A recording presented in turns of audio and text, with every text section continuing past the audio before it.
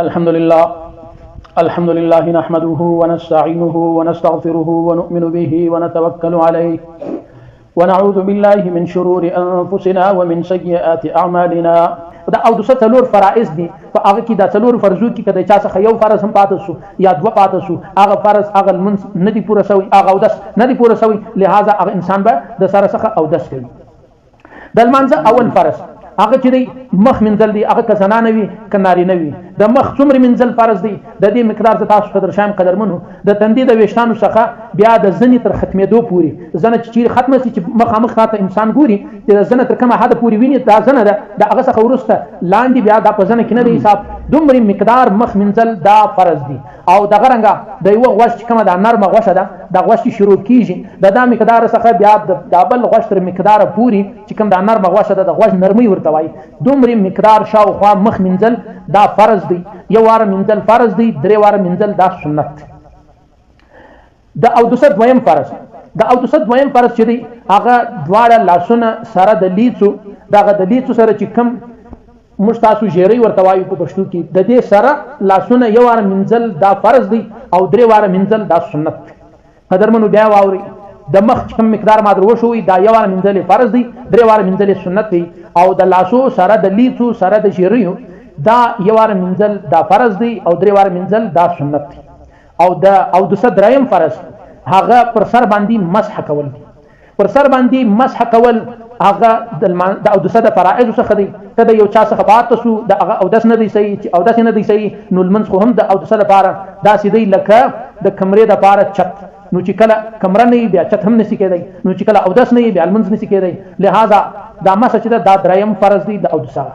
پر سر باندې دومره مقدار مسح کول چې کم از کم د سر څلورمه حصه په هغه مسح کې راشي لیکن دغه د فرض مقدار ده که چیرې تر دا هم کمه وله هغه مسح نه ده صحیح لیکن سنت دا دی چې پر ټوټل سر باندې مسح وشي د سره څخه پړونی لرې شي یا د سره څخه خولۍ لنګوټه دا لرې شي پر دواړو لاسو باندې اوبه واچوي تازه هغه دواړه لاسونه پر خپل سر باندې تیر کړي د سنت مطابق پر سر باندې مسح وکړي دا سنت شلو. په مسح کې درې واره کول دا سنت نه دی. په مسح کې خالي څلورمه حصه د سر مسح کول دا فرض دی او د ګرد سر مسح کول دا سنت. د اودس څلورم فرض هغه د پښو منزل دواړې پښې منزل دا د اودس فرائض دي. که چیرې یوه پښه یا دواړه پښې دا د یو چا څه پاتې شو نو د هغه انسان اودس نه دی صحیح چې اودس یې نه شو صحیح لمونځ یې هم نه دی صحیح. لیکن دا یوه خبره په یاد لري که د یو چا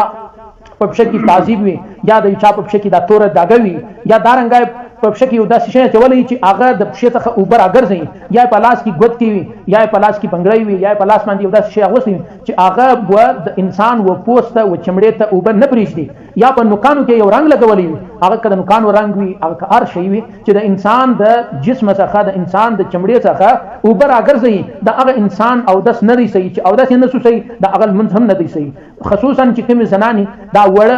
خیشتۍ وړه تنکي کوي یا څه ورته وایي دغه د وړو والا زنانې به د خپلو نوکانو سره د خپلو لاسو سره د خپلو لیڅو سره د دې سره به ډېر زیات احتیاط کوي. خدا نخواسته د دې به پام نه وي یا به دې په دې باره کې څه کمزوري و سستي کړي هلته به اودس هم نه شي ول لمونځ به هم خراب شي. نو څلورم فرض چې دی هغه د دواړو پښو منزل سره د بجلکو سره د بډۍ دا بډۍ به هم پکې مینځي چې کله بډۍ هم پکې ومینځل شوې بیا د پښو فرض پوره شو که چیرې بډۍ نه وي مینځلې بیا دا فرض نه دی پوره. د اودس فرایض یې وره بیا واورئ. د اودس اول فرض د مخ منزل دی. د مخ د منزلو مقدار د تندي د ویښتانو څخه تر زنې پورې د یوه غوږ د نرمۍ څخه د بل غوږ تر نرمۍ پورې. دویم فرض لاسونه سره د لیڅو سره د ژیریو دا منزل یو واره دا فرض دی درې واره منزل دا سنت. او دریم فرض هغه د سر مسح کول دی. د سر یوه حصه مسح کول دا فرض دی او د ګرد سر مسح کول دا سنت دی. څلورم فرض دواړې پښې منزل سره د بجلکو دا یو واره منزل دا فرض دی درې واره منزل دا سنت.